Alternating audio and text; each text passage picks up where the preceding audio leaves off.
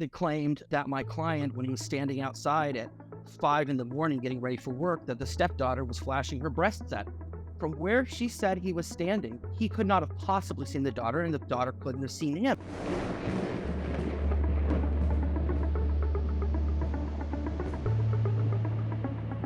My name is Ryan Dreyer. I've been a family law attorney for 11 years. I've done over 100 domestic violence trials, and I've done probably about another 100 in the last year, just representing fathers. We see a lot of use of the domestic violence laws to gain an unfair advantage in child custody and visitation, a circumstance I see a lot. Parent pays for a cell phone, and they get into an argument, and they take that cell phone. What a lot of people don't realize is when you take that cell phone, you're basically almost creating a false imprisonment. It is a separate crime, and you can be convicted of it. And it also goes to basically a coercive control element. And a lot of men don't understand that. They think that it's an innocuous fit, but I've seen restraining orders granted on. Say you have false allegations and they're ridiculous and you're upset and your child is now taken away from you for 21 days, right? And then you get there and you answer ready, but the other side still gets continued sometimes, right? And so now it pushes another 21 days. And I've watched my clients deteriorate physically and mentally, and they can't take it anymore. And so they lash out and they break that restraint. And one of the biggest problems that I've seen is the fact that I've gone in and refuted every allegation that's been made against these clients, but they violated the restraining order, sometimes even innocuously, by having a third party talk to them, or other instances where there's no real threat, but they can have a restraining order granted against them simply because they didn't follow the restraining order.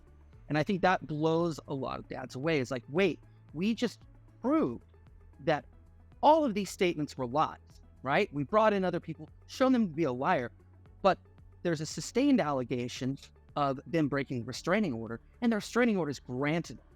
And that's one of the saddest parts. You know, sometimes the court's not available, and it's continued another 21 days. Literally watched my clients deteriorate mentally and emotionally. Well, the courts don't realize that getting it wrong is also abuse. It's abusive to the kids. It's abusive to the innocent person. When you mess up, when you make the wrong decision, do the courts just think, well, you know, he may have done something, he may not have, but it's best and they're safest if we just rule on this and we don't let them see their father. They don't see that as abuse of the children or the parent. That's true. I've spoken with Mark about this, and you know, there's the whole issue of disturbing the peace of the other party, right? And that should be conduct that's so extreme and outrageous that no person should bear it. And you know, and our thought has been recently, well, isn't it disturbing the peace of the other party to bring up false allegations and keep that child from them? Is it not that domestic violence as well? It's very difficult because, you know, a preponderance of evidence standard, if in the hands of a wrong judge, if they find one sustained allegation, you might get a 3-year restraining order. Right? Even if you're not the principal aggressor, right? Even if you're, because a lot of guys aren't going to go out and file a restraining order when they could have, right? Yep. And then when you bring it up that you were just responding to the behavior after the fact that they filed, it just looks retaliatory, right? Mm-hmm. So that is another issue which I really encourage men to get beyond, you know, the whole, you know, rule that I'm big, I'm strong, you know, they're not a threat to me. No, they can be a threat to you. If they push you around, if they slap you, you need to bring your own restraint, and you need to bring it first. And that's where they get to the issue of race to the courthouse, right?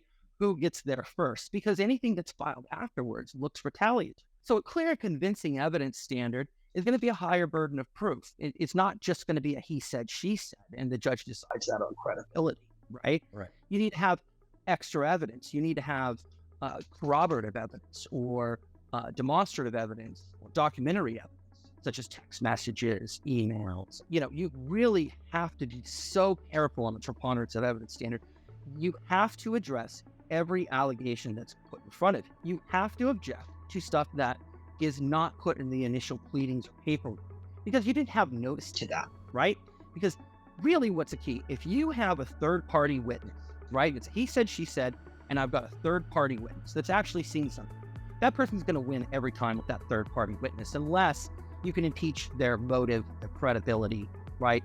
Their bias in. Correct. And sometimes people just see things wrong as well. And you're pointing out that. I had one a couple of months ago where she claimed that she saw him following her on the 405 freeway, going 70 miles an hour in a Charger, a black Charger, which is, a very common car, and that she knew it was him. She couldn't see the license plate. She couldn't see anything else, right? But she testified on that. And so we had to go through, and I spent a lot of time grinding her down, making her showing, or at least intimating that what she saw couldn't have possibly happened. Correct. I've had another one where they claimed that my client, when he was standing outside at 5 a.m. getting ready for work, that the stepdaughter was flashing her breasts at him. We went through and took all the pictures showing that from where she said he was standing, he could not have possibly seen the daughter, and the daughter couldn't have seen him because the roof went up in a V shape that didn't allow him to see. You've got to take it out of he said, she said in a preponderance standing, right? A lot of times that's why I want to go forward first. But if you know that you have a weakness and you need to get the extra evidence, then you do have to continue, right? Because again, it is such a low burden and such a low standard of proof. Exactly. And I mean, and that's the funny thing. We're talking